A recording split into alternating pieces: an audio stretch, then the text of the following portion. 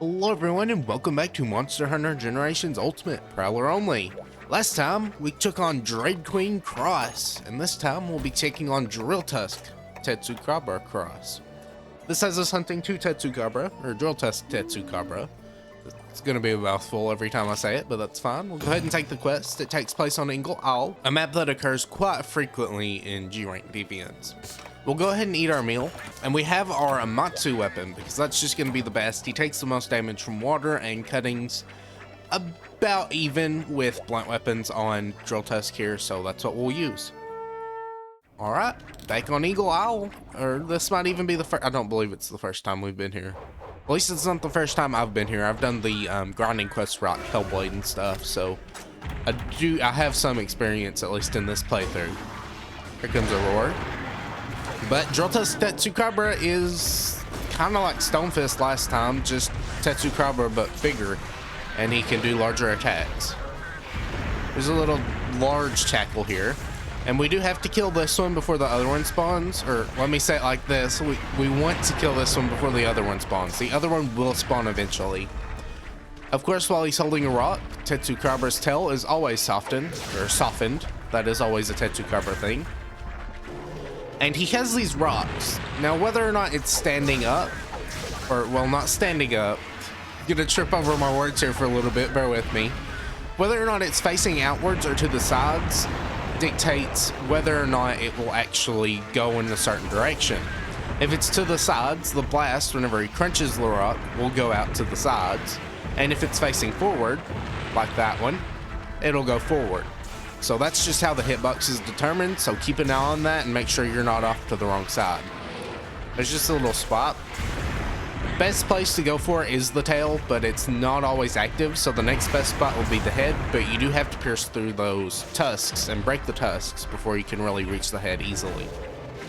The front legs aren't great, but they're not the worst in the world either. I believe it's a 37 hit zone. Dodge that. Can see that it was very clean because I dodged off to the side and it was a long ways one. Just kind of run up here to him and keep attacking. This one's a sideways one, so we have to be careful. Here comes the slam. We'll just go ahead and dodge through it. He is slower, which is fine. And I don't think he's slower than regular Tetsucabra, but he is slower than most of the monsters we've been hunting. I've just kind of been meshing B there to get through that. He does kind of have this minefield. I guess that would be the right word for it, of these rocks, because they do just kind of fall over after a little bit of time.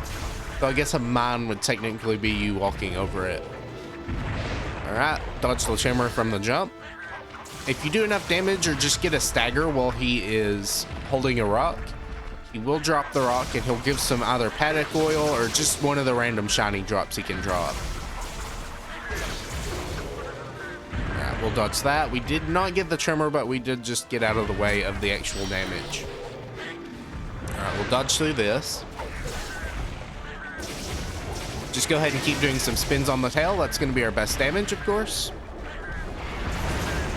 But really, we're just trying to play patiently here and just get as much consistent damage as we can off. Eventually, we'll be able to go for Mega Boomerangs, but right now, we're just kind of waiting. Got a little greedy there. Alright, here comes a big jump. Gonna try and mash out of this. Okay, here we go. That's his charge attack. It has a very large hitbox, but he has some downtime after it. Alright, keep going into his arms here. Since we do have element damage, it's not too bad to go for the tusks. It's just that they will be taking less damage, since we are using a cutting weapon. And even blunt weapons don't do amazingly against it. Alright, we have Go Fight Win. I'm going to look for an opening. In fact, this looks like a good one. We'll just try and pierce down his body. Okay. Look for another one. There we go. Got a flinch. Good. Hopefully we can get this one off in time. Alright, we'll take some damage, but I'm fine trading that out. Alright, dodge out of that.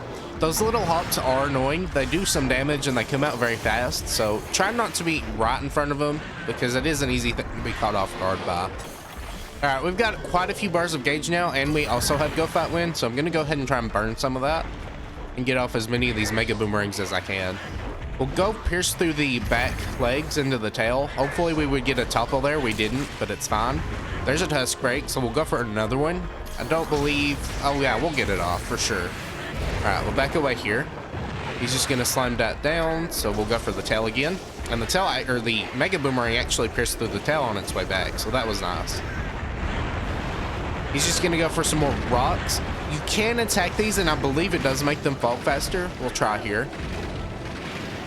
Either that, or it just kind of makes a little hit effect. I mean, that one fell pretty quick, but I think, yeah, the other one's going to fall pretty much right behind it. All right, here comes the slam. I do believe that's a little delayed from when he hits the ground, so time it for a little bit after that. So once he touches the ground, wait a couple of, I'd say, frames. It's not really, that's not a good metric for that though, because I don't really know how many it is. We'll move around here. This is a wide rock, so we'll have to be careful. Just get behind him there, and we'll go into his tail. There's just a little flop. We were easily able to just position out of the way of that. You can break the back legs, and that does get you a topple, and we'll go for it. Of course, every time Tetsucabra is topple, his tail also softens, which is good for us because we can aim at it pretty easily. And I believe hunters have an easier time hitting it because they're just kind of larger overall, so they can hit it with their weapons. We're just going to kind of back up here because we're not in the best position. We'll wait for him to maybe come to us, or he's just kind of laying more rocks. All right, there's a stagger. From the tail, I assume. I believe he was holding a rock, and you can see that shiny drop right there. Here comes the big jump. Again, it's charged, and it takes quite a little bit to come out, so try to attack through it, and then just dodge into it once he comes into you. Since we do have adept dodges, we can just be greedy with that, but if you don't have adept dodges, just get prepared to dodge, or position out of the way of it. You might be able to block it. I'm not 100% sure. You might need guard up for that, though.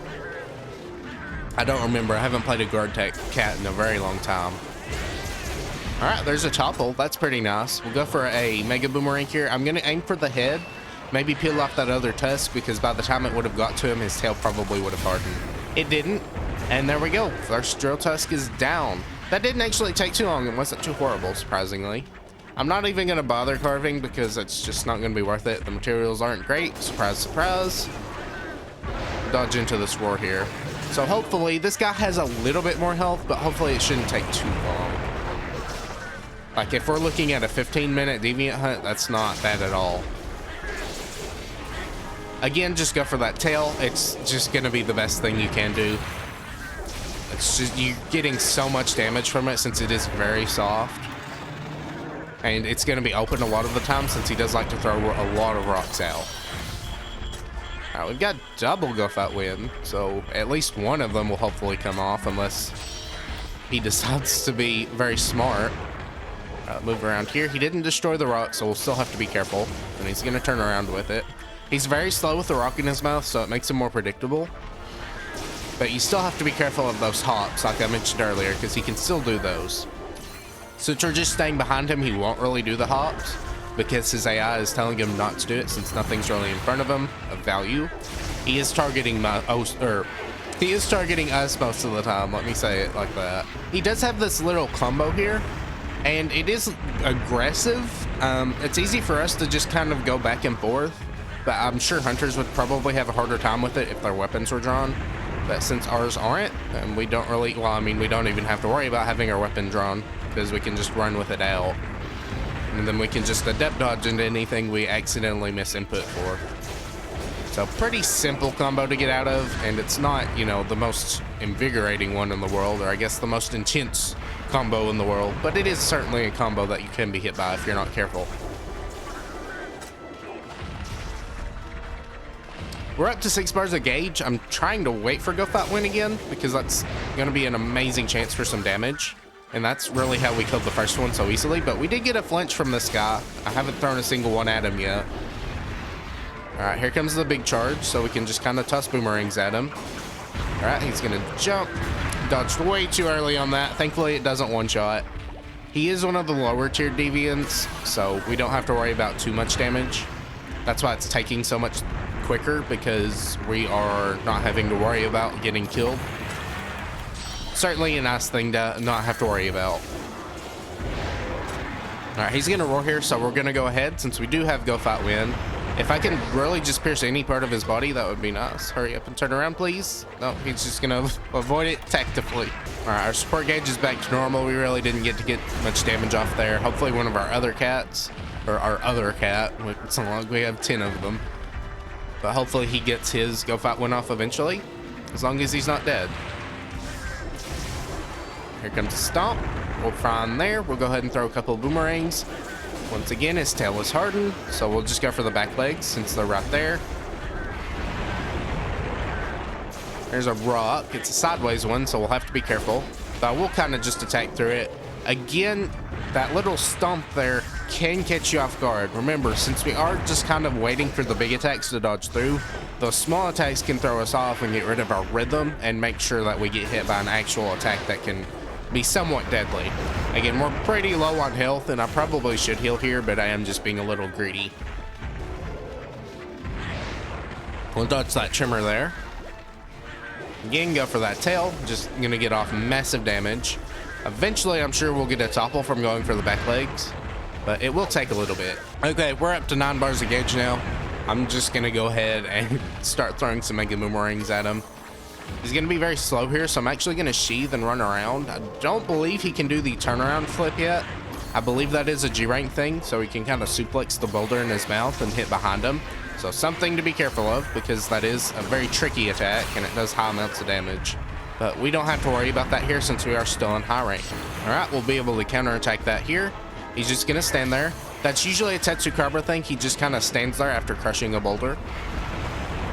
It is just one of his tails that you know you can get some downtime off of. Here comes another one. Nice flinch, and we broke a tusk. That's good. And our support cage is also reduced again, so we'll try and go for another one here. Okay, that was a little hop into his combo. I didn't actually expect that to come out, or I would have gotten out of the way. I haven't really seen that very much. So, another combo to keep in mind that you don't get caught off guard by. This is a monster where if you really know what he does, he's not too hard, but if you get surprised by something, you'll be surprised by it. Alright, he's going to do a big hop here. I'm going to go ahead and dodge the trimmer attack, but I can go through and do a mega boomerang. He'll just kind of turn around and look at us. And he's going to hover right in the spot where the boomerang is, so that's good. There we go, there's the topple, that's nice. We can go for this. Again, I'll go for the head because I don't really want to miss that tail. It is a small hitbox, and we can miss it pretty easily, so I think it's more consistent to just go for the head. Well, if you do like to be a risk taker, go ahead and go for that tail. It is good damage if you get it off. Alright, we finally lose our first acorn because I'm just hugging him, being greedy. If I can recommend one thing, don't hug him and be greedy. I'm not really too worried because, again, like right at the end last time, I'm not really respecting him too much. So I can kind of just do whatever I want here. He's taking a lot of damage. He's exhausted here too, so I can get a lot of damage off if I really want to. Just the hugging is an issue because he does have a lot of just kind of trample attacks, and it will chip away at your health. And eventually he'll throw out a claw swipe or crush a rock, and then you will be hit by it because you're stuck in his kind of body. So if that's one thing I can recommend, I recommend that because it is very important to not, you know, constantly be getting hit by little chip damage. Actually got damage off on the tail there. As long as you get it quick enough, the damage on the tail is consistent. But if you don't get it off quick enough, again, I think it is just easier to get the head. We can easily go for the head here since he's just kind of standing there and his tusks are broken, so we can now just go for the head for free. Alright, there we go. Drilltusk Tetsucabra is down. I think that took closer to 20 minutes. Yeah, we only had 1 minute and 30 before the 20-minute mark, but still not bad. I think that's one of the fastest ones yet. Outside of maybe, no, Snow Baron took 20 minutes. So again, I think this is the fastest one yet. Either way, I'll finish carving him up and meet you back at base. Alright, we're back in the prep area. We'll go ahead and look at that Drilltusk weapon. It is not going to be much, I promise you that. The Drilltusk Pounder S. Green sharpness. Already not off to a great start. That is not good at all. It has a balanced attack state, or a balanced attack stat, so boomerang is 167 and melee is 167. I believe it has negative 5% affinity, and you're also, again, dealing with green sharpness, which is not great at all. Well, yes, the green sharpness multiplier is a massive jump from the yellow one. Blue is still like much better than green. It's not quite as much as from green to blue as it is from yellow to green, but it's still certainly a difference, and this raw attack really isn't helping it out. It'd have to be like 200 raw or something like that for it to be worth it. And even then, it's raw, it's not element, so we wouldn't really be even using it that much anyways. Just for reference, the Dread King Blade S is balanced. It has 160 attack and blue sharpness and element on top of that, and no negative affinity. It is a cutting weapon, but in general, cutting is mostly better, and again, blue sharpness and element are just going to be going a lot better together than green sharpness and no element. So that's why we're not going to be using that one at all. As for the gear, it's just going to be weaker. It'll be like the less than Silverwind, I believe.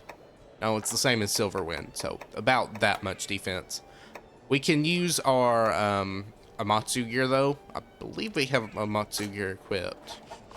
But it is the highest defense. It's not that much more than like Dread King, or Dread King, I believe.